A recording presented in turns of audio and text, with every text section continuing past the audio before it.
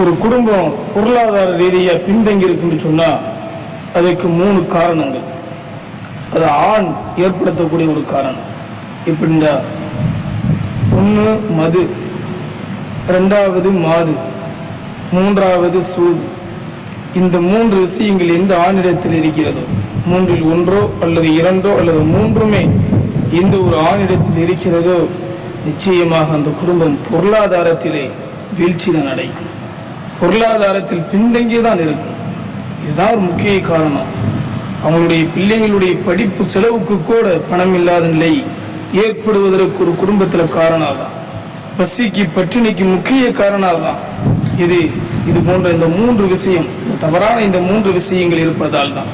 அதனால எந்த ஆணிடத்தில் இது இருக்கிறதோ அதை தவிர்த்து கொண்டால், நீங்கள் உழைக்கக்கூடிய அந்த உழைப்பில் வரக்கூடிய அந்த பணம் சேகரித்தால் நீங்கள் பொருளாதாரத்தில் உயர்வீர்கள் என்பதை